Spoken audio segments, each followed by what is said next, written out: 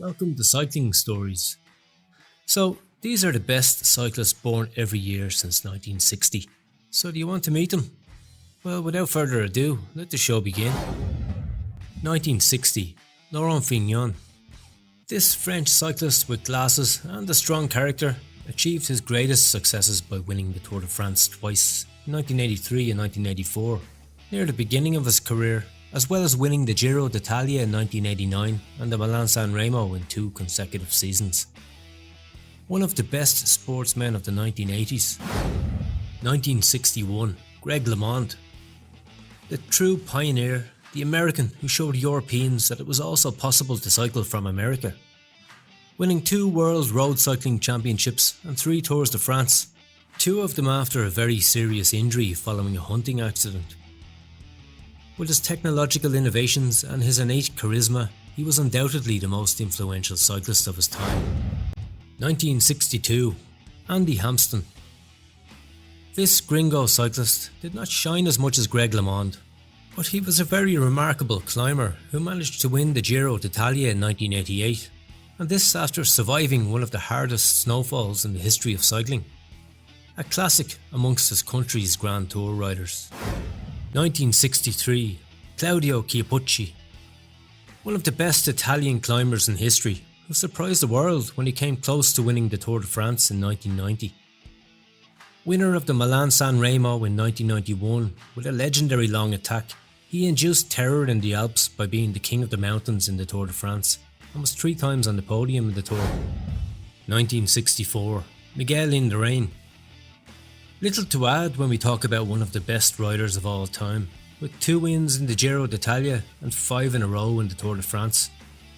A monster in the time trial who surprised his rivals in the mountains by holding on, and even attacking when the situation required it.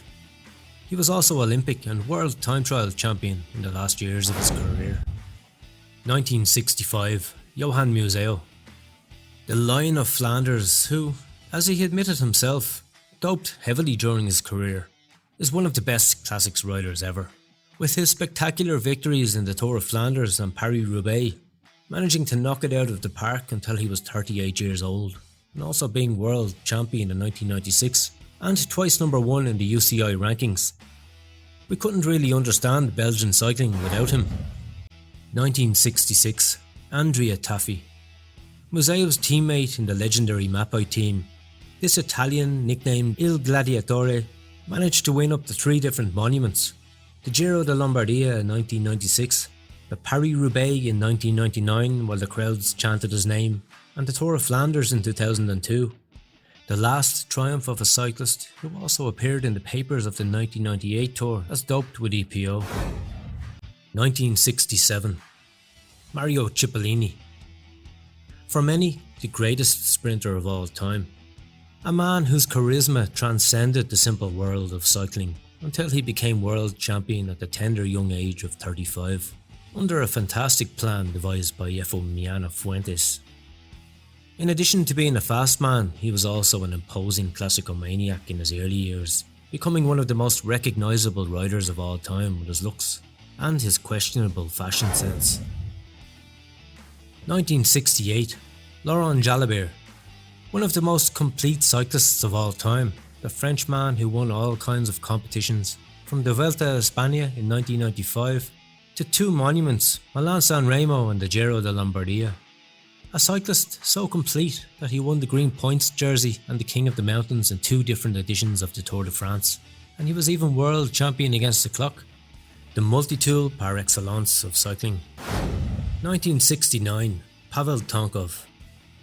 This son of the Soviet Union was late to turn professional, like all his compatriots, but he excelled in Grand Tours where he took advantage of his impressive qualities as a climber, winning the Giro d'Italia in 1997 and climbing twice more onto the podium in the Corsa Rosa and once more in the Vuelta a España. A strange man who had his own hunting ground in Italy, with all that entailed. 1970, Marco Pantani. For many cycling fans, the greatest climber of all time. For others less so, more the one banned from the aberrant 1999 Giro d'Italia for doping.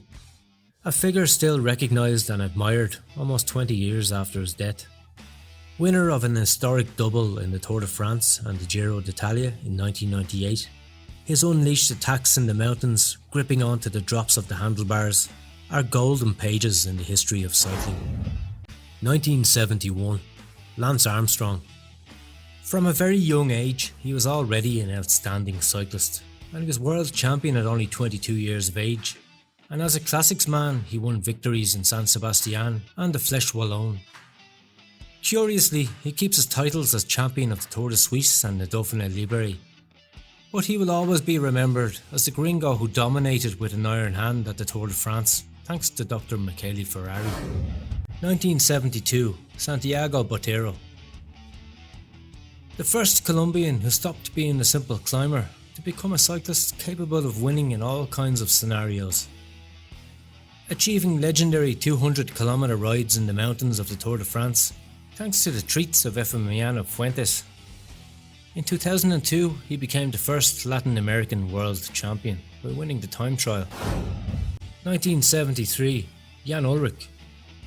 From a very young age, the Rostock Panzer excelled in cycling, a sport in which, thanks to doping, he became the most powerful athlete of all time.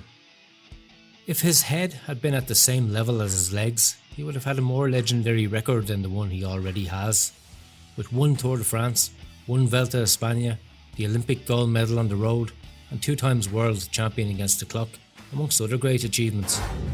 1974, Frank van den Broek. Another rider who could have been much more than he was, but whose doping mixed with designer drugs practically ended his career. However, he managed to win the Liège Monument, Paris-Nice, Ghent-Wevelgem, and become the terror of the hostesses and his rivals in the 1999 Vuelta a España, where one day in Avila he became the most crushing cyclist in history. 1975, Carlos Sastre. This Spanish cyclist became the Tour de France champion in 2008 after an enormous career as a climber and as a gregario for other cyclists, achieving his best successes under the protection of the always clean Bjarne Riis. A rider remembered especially in Spain as a curiously clean cyclist.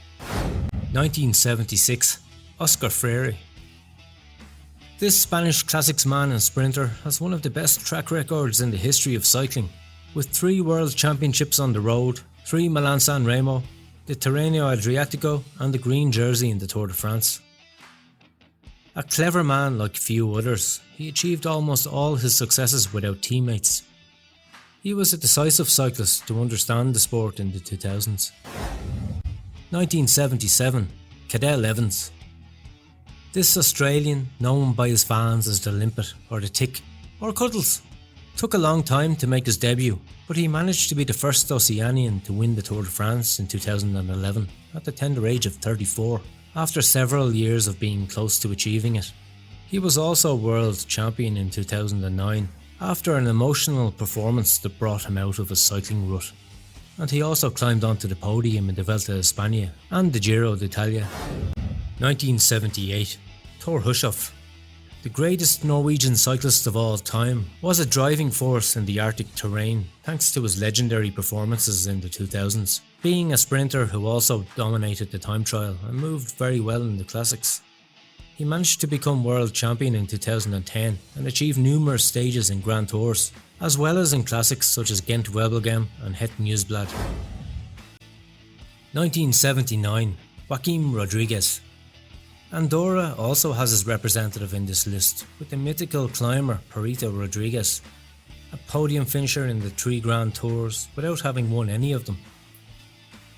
Curiously, his greatest achievements have been in one-day races, such as his 2 consecutive Giro de Lombardias and his 2nd place in the mythical World Championships in Florence, in which his compatriot Valverde deprived him of the triumph. 1980, Alejandro Valverde. Winner of 5 Liège, 1 World Championship and 1 Tour of Spain, in addition to numerous podiums and Grand Tours, 1-week tours and many classics won. A complete cyclist who, had he been in a more ambitious team, would have won many more competitions in cycling. Or he would have been banned for life for doping and ended his career in Japan, who knows. 1981, Fabian Cancellara. We don't know if he's a classicist Luigi, but he is one of the most outstanding classicists and time trialists in history. Triple champion of the Tour of Flanders and Paris-Roubaix, he has also been double Olympic champion against the clock and 4 times world champion in this discipline. A true motorised machine. 1982, Alberto Contador. The last great Spanish cyclist to win 3 Grand Tours, winning 2 Tours of Italy, 2 Tours de France and 3 Vueltas a España. Also a winner of several one-week tours, his characteristic climbing style generated both fanaticism and hatred when it was revealed that he tested positive for clenbuterol in the 2010 Tour. The man who beat Lance Armstrong. 1983, Jurgen van den Broek. One of the worst years in terms of quality cyclists born. Only this Belgian climber, world junior time trial champion and top 10 in all 3 Grand Tours as a climber, excelled as a professional cyclist. Very sad. 1984, Vincenzo Nibali. The Shark of Messina. Winner of the Tour de France, twice the Giro d'Italia, once the Vuelta a España, and 2 monuments, the Giro de Lombardia and Milan-San Remo on another occasion. A very complete cyclist who has known how to make the most of his virtues to achieve the greatest triumphs. 1985, Chris Froome. Another winner of 3 Grand Tours thanks to his therapeutic use exemption that mutated his condition to that of a supercyclist. No more and no less than 4 Tours de France, 2 Vueltas a España, 1 Giro d'Italia, and medals against the clock in World Champs and Olympic Games. These achievements shine with their own light in the record of this British renegade from Africa. 1986, Geraint Thomas. This Welsh cyclist, double Olympic champion in the team pursuit, was one of the strongholds for Team Sky in the last decade, managing to win the 2018 Tour de France and escorting Egan Bernal in his 2019 triumph.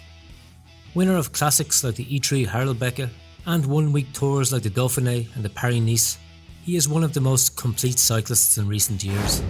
1987, Alexander Kristoff. The Norwegian sprinter learned to race on the pavé, and in addition to his victories in Grand Tours, he was able to win 2 monuments, Milan-San Remo and the Tour of Flanders. He was also European champion and world runner-up, winning in the last 11 seasons. 1988, Marcel Kittel. This German sprinter is the only truly outstanding cyclist of this year, with victories in the 3 Grand Tours and 89 victories in his professional career. A giant whose retirement at the age of 29 is still the subject of debate amongst experts on doping and cycling. 1989, Primož Roglič. The Slovenian former ski jumper is a more complete cyclist every day, as evidenced by his 3 consecutive laps of Spain, his 8 one-week world tours, and his Olympic gold against the clock. A man who has already become a cycling legend after only 6 years as a professional. 1990, Nairo Quintana. Champion of the Giro d'Italia, Vuelta a España, 5 one-week world tours, and 3 times on the podium of the Tour de France, he represented the return of the Colombian Beatles to the top of world cycling. He is still at the top of cycling after 11 years of consecutive victories, despite being a climber. 1991, Warren Barguil. In 1991, the cycling generation is quite poor, being the most outstanding man this French climber who shone in 1 edition of the Tour de France, champion of France and stage winner in the Vuelta a España. 1992, Julien Alaphilippe. The French double world champion is one of the best classicists of recent years, after having won Milan-San Remo and winning numerous stages in the Tour de France. A race he came close to winning in a surprising way in 2019.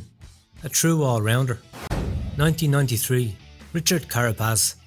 The Ecuadorian cyclist not only put the name of his country in the cycling universe map, he has also been a winner of the Giro d'Italia and podiumed in the Tour de France and the Vuelta a España. His road race Olympic gold and his triumphs on one-week tours make his record as spectacular as his physical characteristics. 1994, Wout van Aert. The Belgian classics man is one of the best riders in cyclocross of all time, but also on the road he has a nice track record. With Milan-San Remo, classics of high level such as Amstel, Gent-Wevelgem and Strade Bianche, and numerous stages in the Tour de France. Sprinter, and sometimes climber, he has everything to succeed. 1995, Mathieu van der Poel.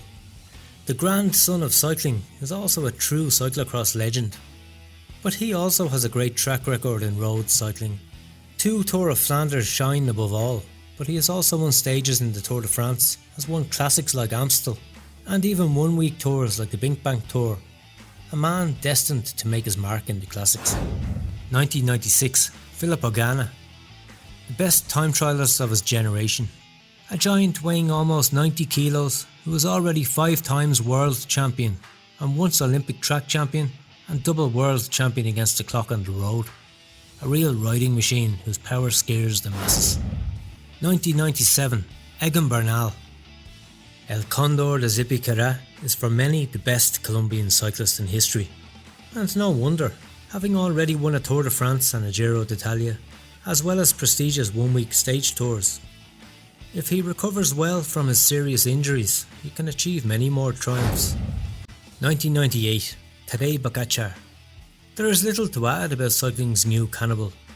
The true successor of Eddy Merckx, who already has 2 Tours de France, 2 monuments, 1 Olympic gold medal and several stage tours, but who also has the true ambition of champions to achieve all kinds of victories on the calendar. The number 1 in the world without discussion. 1999, Tom Pidcock. Cyclocross world champion and Olympic mountain bike champion. He lacks just a little extra to win big things on the road, but his second place in the Amstel Gold Race and his win in the Brabantse Pijl make him one of the names to watch in the future. Vuelta man, classics man, as well as fast, he has all the base ingredients for success. 2000, Remco Evenepoel. We finish with the eternal promise of cycling, who has already been a pro for 4 years and is undoubtedly the king of small stage tours. Taking advantage of his impressive quality against the stopwatch and his savage endurance and power on the flat. Today we don't believe that he will achieve great stage tours, but without a doubt, a true monster who can become a cycling legend.